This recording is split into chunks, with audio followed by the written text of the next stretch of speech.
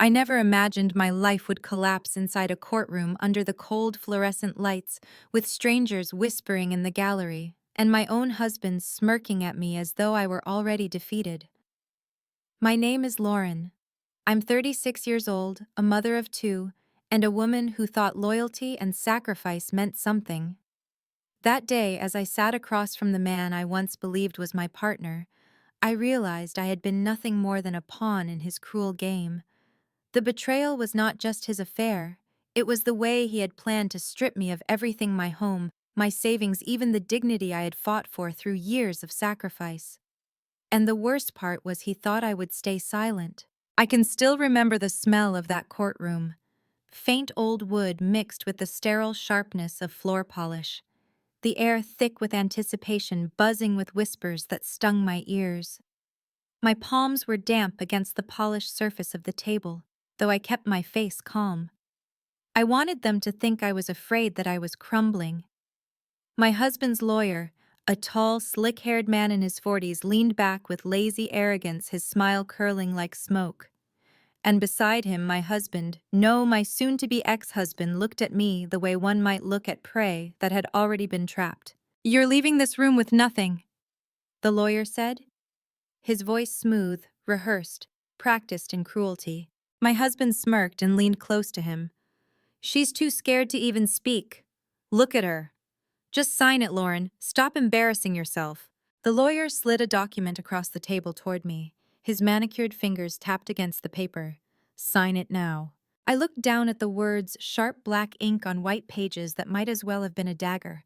They wanted everything: the house I had turned into a home, the savings I had poured my youth into, even the small pickup truck that was the only thing in my name. It was robbery dressed up in legal language, polished into something that looked official but was dripping with betrayal. My chest rose and fell slowly as I looked up, locking eyes with him. My husband thought I was breaking. He thought this was the end of me, but he had no idea who I really was. I spoke softly, almost like a whisper meant for only him, though the whole courtroom heard me. "You really have no idea who I am, do you?" The smirk faltered for the first time. 3 years earlier, if someone had told me this was where my marriage would end, I would have laughed.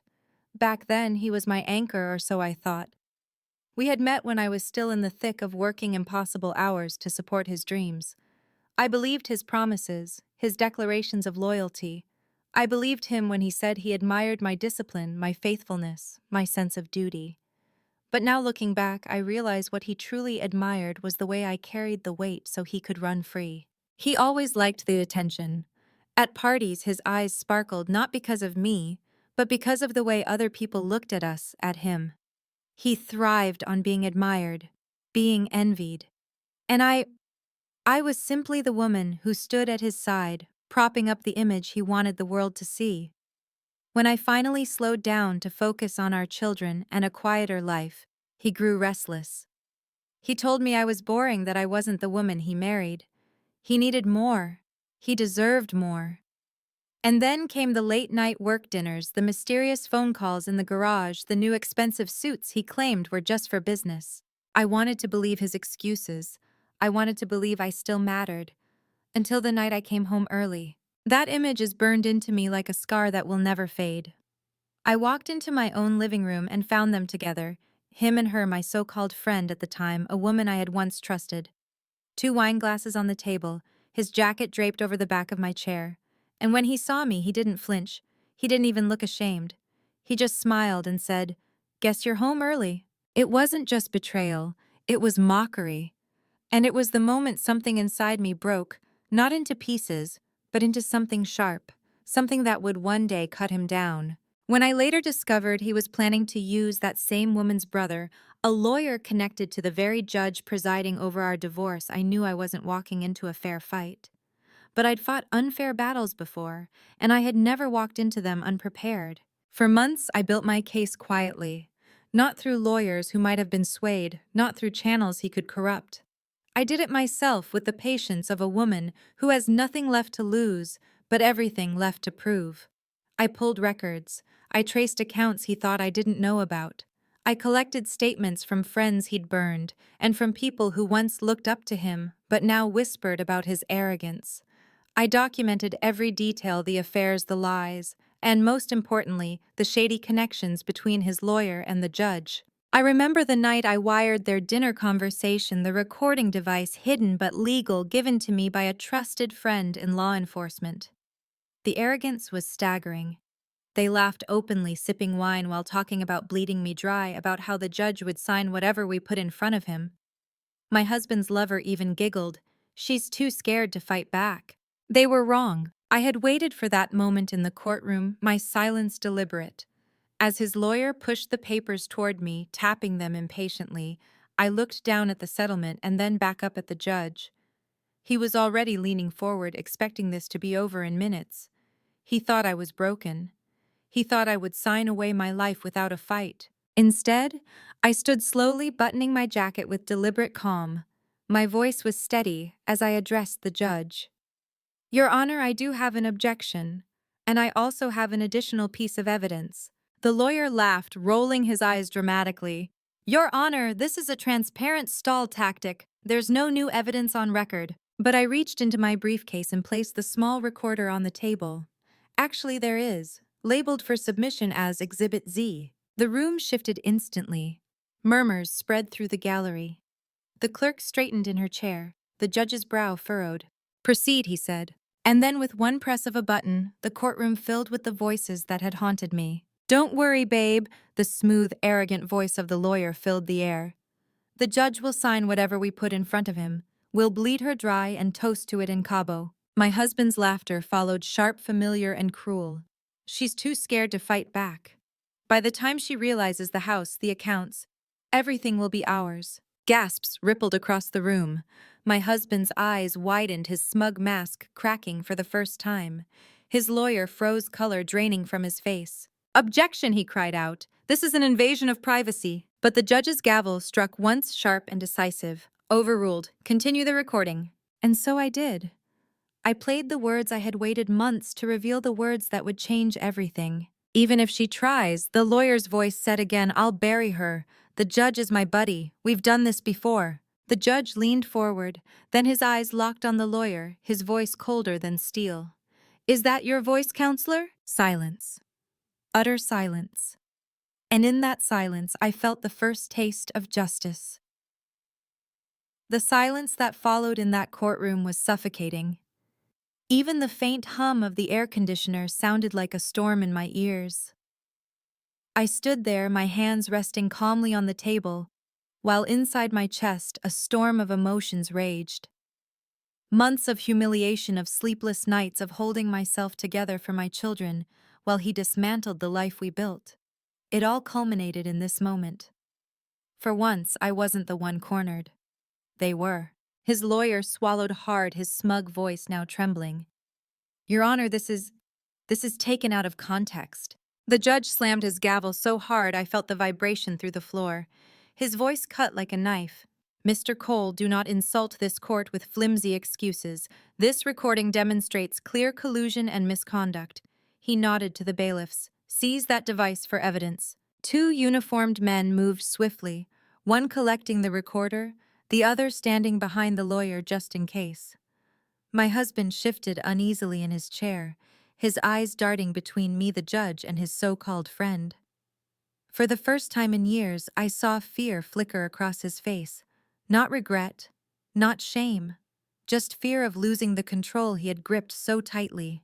I sat back down slowly, my expression calm, though inside my pulse was racing.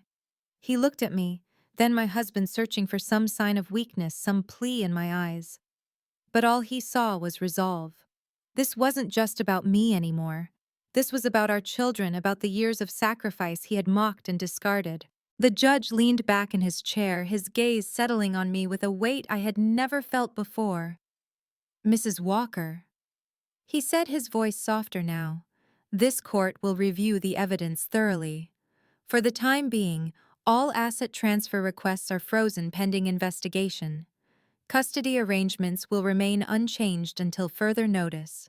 I nodded respectfully. Thank you, Your Honor. I trust the truth will make itself clear. What I didn't say was that the recording was only the beginning. In my folder lay photographs, bank transfer logs, and a particularly incriminating email that tied my husband and his lawyer to an offshore account. I had spent months preparing for this, not just to defend myself, but to ensure that every lie they told would come back to bury them. As court adjourned for the day, I gathered my papers carefully, not rushing. My husband's lawyer leaned toward him, whispering urgently. I caught fragments of it. We need to settle before this escalates. If the judge pursues this. But my husband cut him off, his voice sharp. Settle, we're not giving her anything. I almost smiled. He still believed he had a choice. He didn't. Because for me, this battle had stopped being about what I would get. It had become about how much they would lose. I didn't go home that afternoon. Instead, I walked directly to the district attorney's office, the sound of my heels on the marble floor echoing like a drumbeat of defiance. Waiting for me in the lobby was a trusted friend from the Criminal Investigation Division, a man who had stood by me quietly as I pieced together the web of betrayal. He handed me a thick folder heavier than it looked, filled with the rest of my findings. Inside were documents that would crush whatever scraps of credibility my husband and his lawyer thought they had left: bank transfers from their joint account emails detailing asset hiding schemes, and a photograph of them vacationing together in the Maldives while he told me he was on a business trip. He had said it was for a leadership conference. In reality, it was for her. The district attorney flipped through the evidence slowly, her eyes narrowing, her expression hardening with every page. When she finally closed the folder, she looked at me and said words I'll never forget. Mrs. Walker, this isn't just family court fraud. This is conspiracy, financial misconduct, and potential bribery of a public official. We'll be opening a criminal investigation immediately. For a long moment, I just stood there, my chest tight, unable to breathe. Not because I was scared, though I was, but because I realized what I had done. I had turned my pain into a weapon, my betrayal into proof, my silence into strategy. By the time I walked out of that office, warrants were already being drafted. The following week, when I stepped back into the courtroom, the atmosphere had shifted. It was no longer the smug theater they had orchestrated. It was tense, charged, as if the walls themselves knew something monumental was about to unfold. My husband's lawyer refused to meet my eyes. Two men in dark suits stood near the back, arms folded, faces expressionless. Internal affairs. The judge entered, his robes heavy, his face stern. He shuffled the papers before him, then looked up at the gallery. His voice rang clear. Before we proceed, this court has been made aware of ongoing criminal inquiries involving parties present. As such, all divorce proceedings are hereby suspended pending the outcome of said investigations. Furthermore, his gaze turned like a blade toward the lawyer, Mr. Cole. You are removed from this case. Bailiff, please escort Mr. Cole to the side chamber for questioning. The gasp from my husband's side was almost theatrical. His lover's brother, his confident defender, stood frozen as two bailiffs stepped forward. My husband reached out, desperate, but the lawyer didn't even glance back. He was done. I leaned toward my husband, then just enough for him to hear me, my voice a whisper sharp enough to cut. You told me I had no choice. You were right. I didn't. I had to destroy you. His face went pale. For the first time, he seemed to understand that this wasn't just a divorce. This was the unraveling of everything he thought he controlled. 3 weeks later, the story broke. The local news headline blared across the screen. Prominent attorney and lover accused of bribing, judge defrauding veteran in divorce case. My phone buzzed, non-stop messages from old friends, distant relatives, even people I hadn't spoken to in years. Some congratulated me. Others apologized for ever doubting me. But for him, the collapse had only just begun. His lawyer, once so smug, was disbarred within a month and faced up to 12 years in prison. The judge, his buddy, was suspended pending ethics violations and possible bribery charges. And my husband, he was charged as a co-conspirator. The district attorney froze. His accounts repossessed his luxury car and seized the condo he had secretly purchased. His family, once vocal and smug, went silent. I heard whispers that they mortgaged their own home to cover his mounting legal fees. The empire he thought he had built was crumbling brick by brick under the weight of his arrogance. But the moment I will never forget came during the final hearing. A new judge, unswayed and unsympathetic, reviewed the thick case file. Then he looked directly at me, his voice steady, his words sharp. "Mrs. Walker, in light of overwhelming evidence of misconduct, you are granted full custody of your children, sole ownership of all disputed assets, and immediate dissolution of this marriage. Mr. Walker is ordered to pay restitution once he is legally able." I didn't move for a moment. I simply let the words sink in like sunlight breaking through the heaviest storm clouds. And then as the gavel fell, my husband's hands shook. His empire was gone, his power was gone, and so was I. As I walked past him, I leaned down and whispered the same words he once spat at me. "No other choice. Remember." But this time, I was free. Walking out of that courtroom, I felt something I hadn't felt in years, air filling my lungs without heaviness, without dread. For months, every step had felt like walking with chains strapped to my ankles. That day, as the courthouse doors opened to the bright sunlight, I realized the chains had snapped. My children ran toward me, their little faces lit up with joy I hadn't seen in so long. My father stood behind them, his hand raised in quiet reassurance. When I bent down and wrapped my kids in my arms, I felt an overwhelming mixture of relief and sorrow. Relief that I had protected them, sorrow that they had ever been dragged into this war. But deep down, I knew this wasn't the end. My husband, my ex-husband now, wasn't done trying to claw his way back into power. His pride was too thick, his ego too inflated to let him stop. And I was right. Within weeks, his world collapsed even further. The news spread like wildfire. What started as a local scandal exploded into a national spectacle. The recordings played on repeat across networks, his smug laughter echoing through living rooms of strangers across the country. People who had once respected him now turned their backs horrified at the corruption. And me, I became the unwilling face of his downfall, the woman he tried to crush, who refused to stay silent. At first, I hated the attention. I didn't want pity, and I certainly didn't want to be a spectacle. But then I saw the messages flooding in. Women who had been silenced. Mothers who had been stripped of everything in courtrooms where money spoke louder than truth. They told me my story gave them courage, that my fight showed them they weren't powerless. And for the first time I realized that maybe my suffering had purpose beyond myself. Meanwhile, his life disintegrated piece by piece. His lawyer friend, disbarred and facing prison, tried to save himself by turning on him, handing over every incriminating email, every text message. The judge who had once smiled so confidently at their dinners now faced the very real possibility of prison time. And my ex-husband, he became a pariah. The man who had once strutted through life as though the world bowed at his feet now walked into courtrooms with his shoulders slumped, his eyes hollow. But the cruelest blow wasn't legal, it was personal. He had built his entire image on control of his career, his family, his narrative. When that control was stripped away, he unraveled. His so-called friends stopped returning his calls. His mistress, once bold and smug, vanished from the public eye, leaving him to face the storm alone. His own relatives, who had sneered at me for years, began whispering about him behind closed doors, ashamed of the scandal he had dragged their family into. I'd be lying if I said I didn't feel satisfaction watching it all unfold. I did. After everything he had done to me, to our children, to the sanctity of our home, seeing him face the consequences felt like justice. But there was another feeling too, a sadness that surprised me. Because this was a man I had once loved, a man I had once believed in.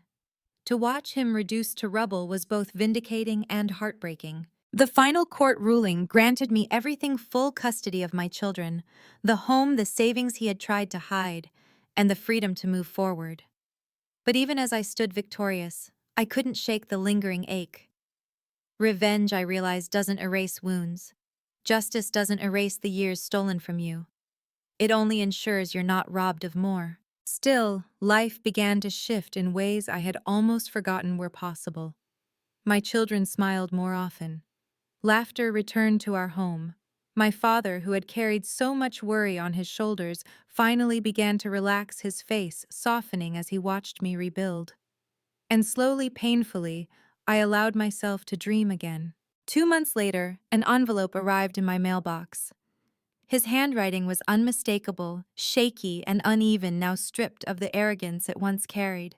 My heart pounded as I opened it. Inside was a single page, no apology, no acknowledgement of what he had done, just desperation.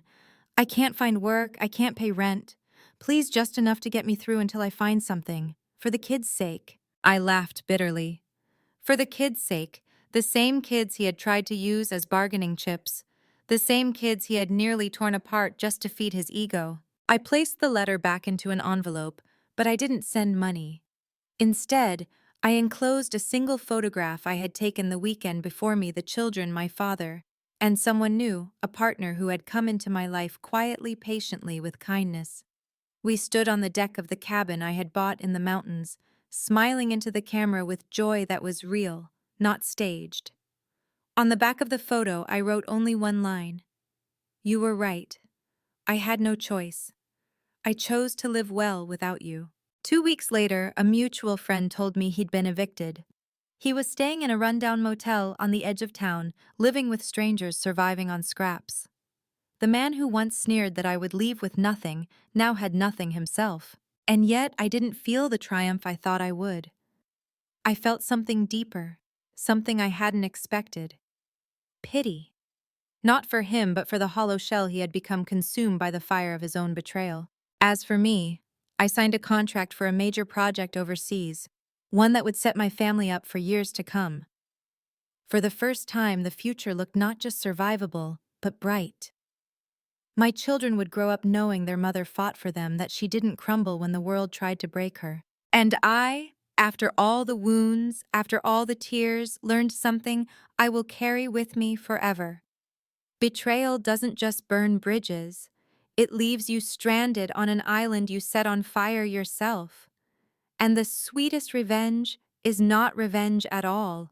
It's walking away, building a new life, and never looking back. I thought the courtroom victory would be the end of the storm, but grief doesn't move on command. Healing doesn't come neatly tied with a gavel strike. What lingered inside me was not just relief, but a deep, gnawing ache, like a bruise pressed every time I remembered how easily he had tried to erase me. Nights were the worst.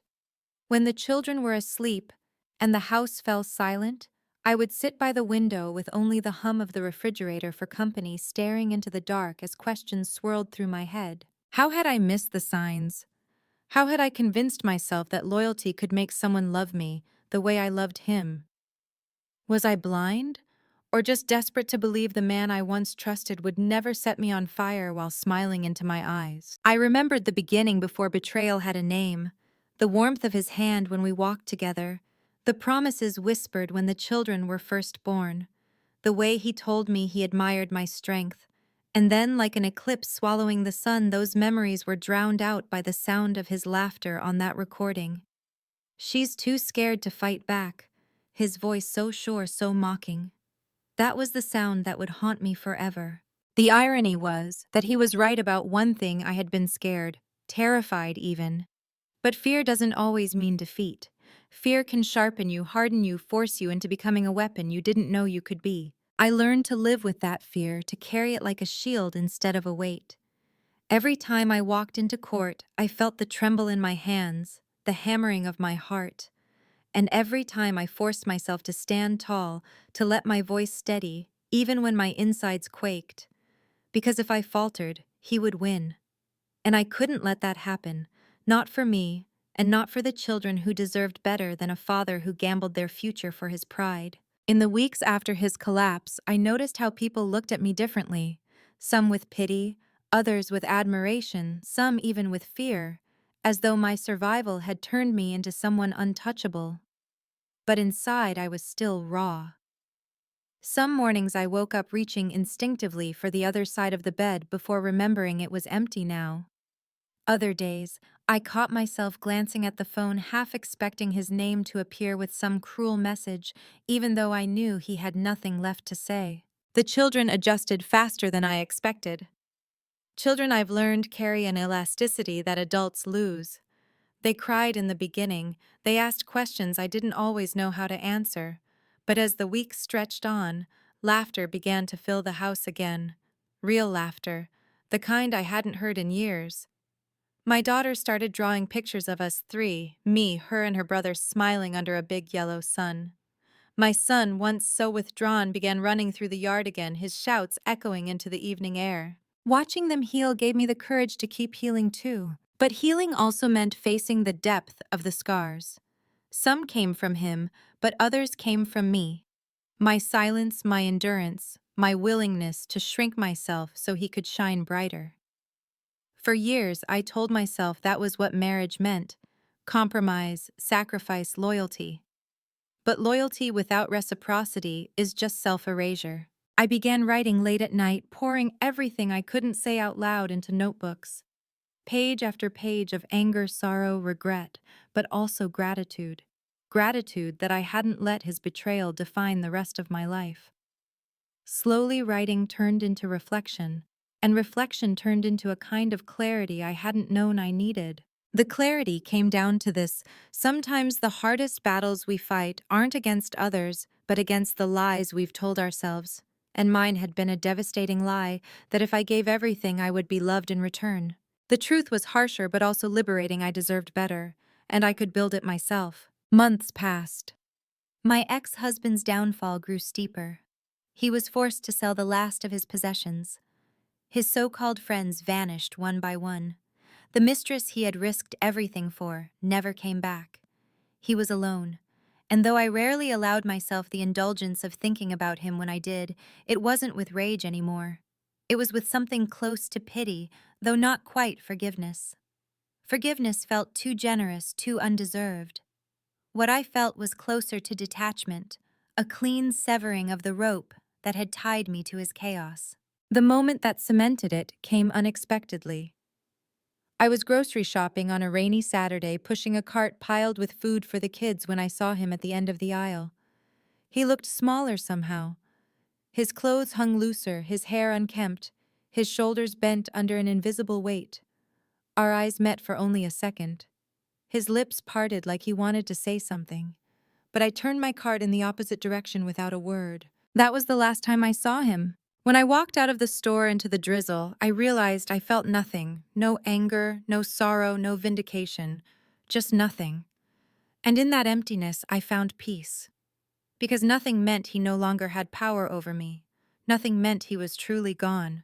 At home, I stood by the window again this time, not with tears or questions, but with a quiet certainty that life could begin again. My children's laughter drifted from the other room, and I smiled to myself. I had fought the fire. I had walked through it. And though I carried the scars, I also carried proof that I had survived. Justice had been served, but the real victory was not in the court ruling or the headlines. The real victory was in the simple, unremarkable moments: making pancakes on a Sunday morning, tucking my children into bed at night, watching them run barefoot through the grass, without fear in their eyes. Revenge had been sweet in its own way, but living well, that was the sweetest revenge of all. There's a moment after the storm has passed when you almost don't know how to live without thunder. For so long, my life had been measured in battles, arguments, betrayals, court hearings, secrets exposed. I had been on guard every waking moment, bracing myself for the next strike. And then suddenly it was over. The silence was unfamiliar at first. No more late-night texts threatening me. No more court summons with my name scrawled across them. No more looming fear that he would twist the law in his favor. At first, the quiet felt fragile, like glass that could shatter with the smallest sound. But slowly, I learned to lean into it. In that quiet, I found myself again. I started gardening with my daughter, our hands covered in soil as we planted tiny seeds in the backyard. She squealed when the first sprouts appeared, her joy so pure it brought tears to my eyes. My son began building Lego castles in the living room, asking me to sit with him, explaining every piece, as though he were crafting a fortress to keep us safe. I realized then that children don't just heal, they teach you how to heal too. I began running again, something I hadn't done in years. The rhythmic pounding of my feet on the pavement felt like therapy, each step shaking off remnants of the past. I breathed deeper, I laughed more freely. I slept without nightmares. And then there was him, the man who came quietly into my life not to rescue me, but to walk beside me. He never asked me to forget the scars. He never tried to cover them up with false comfort. He simply held my hand and reminded me that scars are proof of survival, not weakness. With him, love felt different, gentle, patient, steady. It wasn't fireworks or grand gestures, it was peace. And after everything I had been through, peace was the rarest gift of all. But even as joy returned, the shadows of betrayal still whispered. Sometimes in the middle of the night, I would wake up and remember the sound of his laugh on that recording. Sometimes in the middle of a joyful day, the thought of what he had done would brush against me like a cold wind. And I realized that healing doesn't mean erasing. It means carrying the memory without letting it own you. I learned not to run from those memories. Instead, I let them remind me of who I had become. A woman who refused to be silenced, a mother who fought for her children, a survivor who turned her pain into a weapon and her scars into armor. Months later, I stood on the deck of my mountain cabin, the one I had bought with my own money, the one I had built into a refuge for me and my children. The air was crisp, the kind that fills your lungs and makes you feel alive. My father sat inside sipping coffee, my children laughing on the porch. I watched them, my heart swelling with a quiet pride. This was the life I had chosen, not the life he planned for me, not the life he tried to trap me in, mine. Sometimes people ask me if I regret what happened, if I wish I had walked away quietly, spared myself. The fight avoided the scars. My answer is always the same: no. Because those scars are the proof that I survived. They are the map of where I've been and the reason I will never let anyone cage me again. Do I think about him occasionally? But not with love, not with longing, with pity. Because in the end, betrayal doesn't just burn bridges, it leaves you stranded on an island you set on fire yourself. And that's where he is now, alone in the ashes of his own making, while I stand surrounded by the life I rebuilt from nothing. The lesson I carry is simple. The sweetest revenge is not in destroying someone else, but in choosing to live well without them, to thrive, to smile without fear, to laugh without bitterness, to show your children that strength isn't about never being broken, it's about rising again after you've been shattered. So here I am, not as the victim he once tried to make me, but as the woman who refused to break. I am not the ashes of what he left behind. I am the fire that refused to go out. And if you're listening to my story right now, maybe you've been where I've been. Maybe you're standing in the middle of betrayal, or maybe you're carrying scars that feel too heavy to bear. If that's you, hear me when I say this: you are stronger than you think. Your scars do not define you. They remind you of the battles you've already won. And sometimes the best revenge you can take is to walk away, rebuild, and never look back. Because life is not about the people who tried to break you. Life is about the strength you discover when they fail. If my story has touched you, if it made you feel seen or gave you strength, please like this video, share it with someone who might need to hear it, and subscribe for more stories of resilience, betrayal, and justice. And most importantly, leave a comment below. I want to know your thoughts, your stories, your scars, because we are stronger when we share them. Together we can turn every betrayal into a lesson, every wound into a story, and every ending into a beginning.